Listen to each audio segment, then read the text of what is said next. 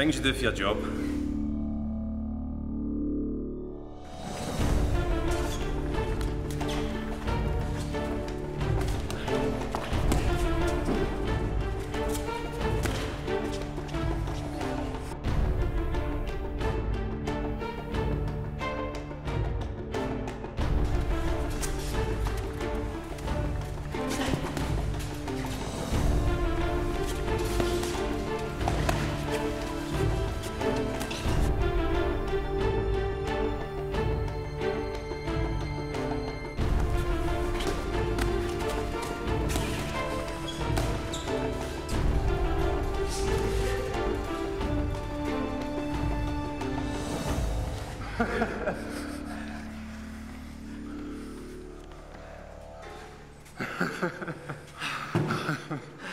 Well, Scott, thanks very much for taking it a bit light on me in there. I do appreciate that one. No worries, but fine. I can get a sense that the training's going really well for the type of fight. How are you feeling? Yeah, I feel good.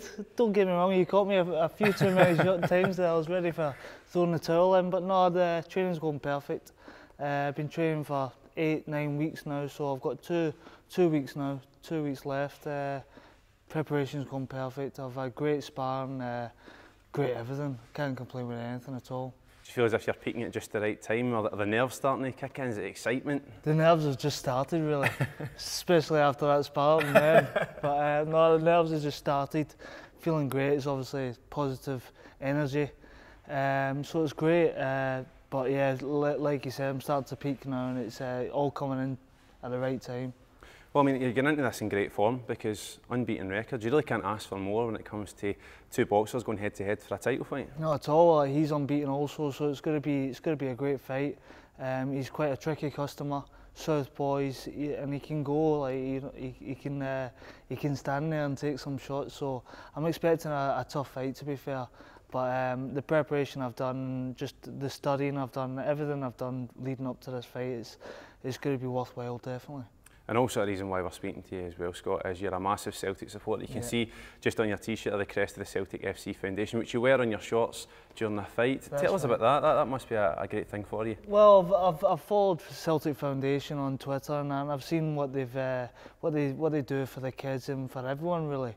And obviously I know Celtic's founded from a charity, really, so it's I thought it's very close to my heart at the end of the day, so I thought it'd be great to add that and just to raise awareness for the foundation itself. And it must be good though when you were growing up though, you look up and you see Celtic just at that time starting to really win things. Martin O'Neill, for example, yeah, Henrik Larsson. Of course, yeah. Well, it's Henrik Larsson. He's my hero. Obviously, Jimmy Johnson was my dad's hero, and it's the same kind of thing, really. It's but I've had a great childhood with Celtic. It's they've really grown since I've been a kid, and it's great to see, really. So I'm over the moon, like the likes of Henrik Larsson, John Collins, you know, a big Mjällby, all of them. I've always loved watching them as a kid, and I love to watch them now. So big Bruni as well. I love Bruni at the moment. Big Scott Brown. So it's good to see, definitely.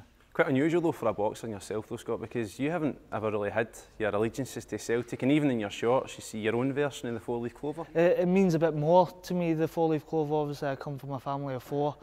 Every clover's the member of the family as well, so it means that it's something close to my heart as well. But Celtic's always just been a way of life. It's more than a club to me, so I thought it's about right. It's on my shorts, you know what I mean? Because it's always been in me, really. So I'm glad to have that on my shorts, and I'm glad to have Celtic just to support me and behind me in every way. Also, one section of the clover is a slightly lighter colour than the rest. That's for your mum, understand? That's right, yeah. My mum suffered with a stroke 4 years ago, so I've always, early in my boxing career, I've always had a pink heart, just to show that's my mother. And she's doing brilliant now.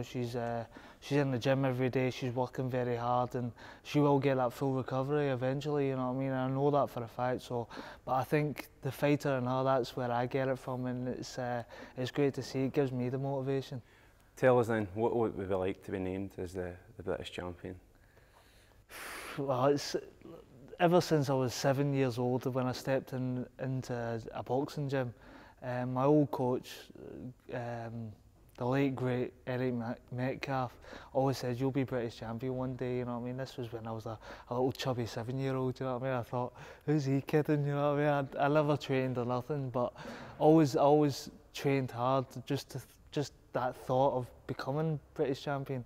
And now it's happening, you know what I mean? And I know for a fact that I will be raising that belt 30th of May, so it's going to be some feeling. I know that for a fact. It's don't get me wrong, this is all for Eric Metcalf. At the end of the day, he's done a lot for me in my past, and he's the one that called it. He said I was going to be the champion, so I just can't wait until that feeling does happen. Well, Scott, you've said you're a huge Celtic fan, and I hope you know that everyone with green and white will be backing you when it comes to that big fight. So we can't have you going away empty-handed, particularly after you taught me a couple of lessons in there. So on behalf of everyone at Celtic, we'd like to present you with this. That's brilliant. Oh, amazing. Which brilliant. I think when you take it back down to Blackpool, you can wear that proudly. Oh, happily. Brilliant. I appreciate that. Thank you. At all. Thanks a lot. That's great. Happy days.